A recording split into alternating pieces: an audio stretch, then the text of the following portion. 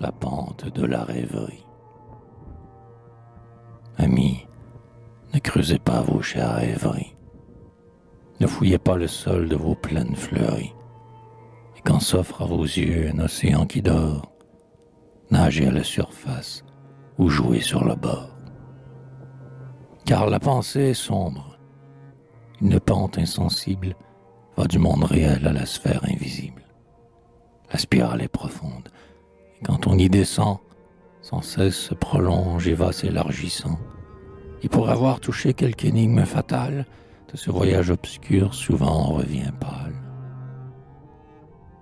L'autre jour, il venait de pleuvoir, car l'été s'était né, et de bises et de pluie attristées. Et le beau mois de mai, dans le rayon douleur, prend le masque d'avril qui sourit et qui pleure. J'avais levé le store aux gothiques couleurs. Je regardais au loin les arbres et les fleurs. Le soleil se jouait sur la pelouse verte, dans les gouttes de pluie, et ma fenêtre ouverte apportait du jardin à mon esprit heureux, un bruit d'enfants joueurs et d'oiseaux amoureux. Paris, les grands ormeaux, maisons, dômes, chaumières, tout flottait à mes yeux dans la riche lumière de cet astre de mai dont le rayon charmant, au bout de tout brin d'herbe allume un diamant. Je me laissais aller à ces trois harmonies, printemps, matin, enfance, en ma retraite unie.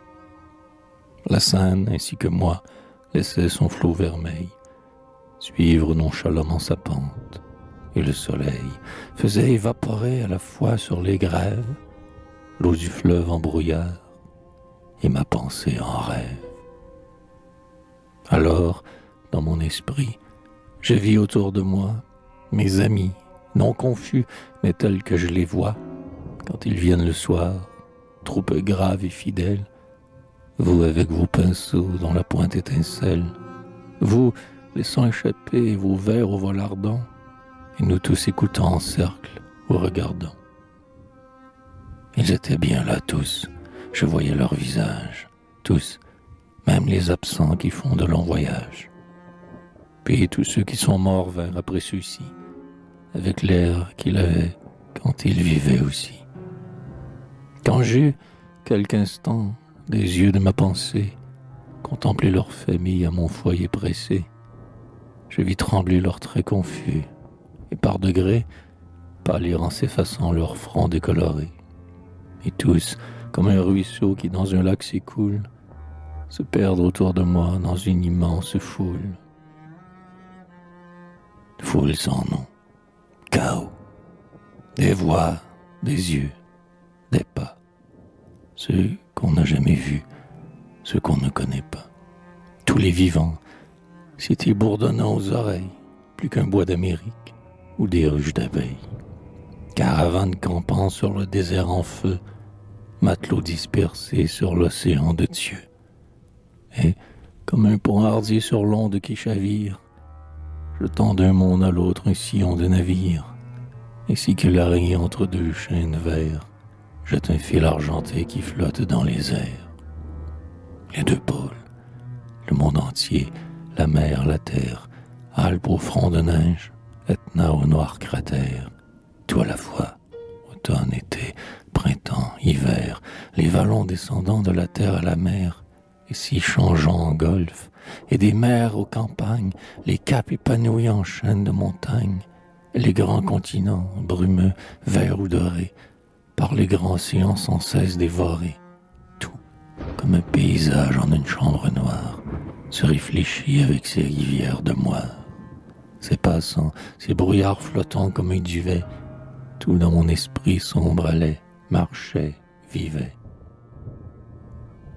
Alors, en attachant, toujours plus attentive, ma pensée, ma vue aux mille perspectives, que le souffle du vent ou le pas des saisons m'ouvrait à tout moment dans tous les horizons. Je vis soudain surgir, parfois du sein des ondes, à côté des cités vivantes des deux mondes, d'autres îles au front étrange, inouï, sépulcres ruinés des temps évanouis, pleines d'entassements, de tours, de pyramides, baignant leurs pieds aux mers, leurs têtes aux cieux humides. Quelques-unes sortaient de dessous des cités, où les vivants encore bruits s'agitaient. Des siècles passés jusqu'à l'âge où nous sommes, j'ai pu compter ainsi 3 étages de Rome. Et tandis que le vent leur inquiète voix, la cité des vivants résonnait à la fois des murmures du peuple ou du pas des armées, ces villes du passé muettes et fermées, sans fumée à leur toit, sans rumeur dans leur sein, se taisaient et semblaient des ruches sans essaim. J'attendais. Un grand bruit se fit. Les races mortes de ces villes en deuil vinrent ouvrir les portes. Et je les vis marcher ainsi que les vivants, et jeter seulement plus de poussière au vent. Alors, tours, aqueducs, pyramides, colonnes, je vis l'intérieur des vieilles Babylones, les Carthages, les Tyrs, les Thèbes, les Sion, d'où sans cesse sortaient des générations. Ainsi j'embrassai tout, et la terre, et si belle, la face antique auprès de la face nouvelle. Le passé, le présent, les vivants et les morts, le genre humain complet comme au jour du remords. Tout parlait à la fois, tout se faisait comprendre. Le pelage d'Orphée et l'étrusque d'Évandre, les runes d'Irmansule, le sphinx égyptien, la voix du nouveau monde, aussi vieux que l'ancien. Or, ce que je voyais, je doute que je puisse vous le peindre. C'était comme un grand édifice, formé d'entassements de siècles et de lieux. On n'en pouvait trouver les bornes et les milieux.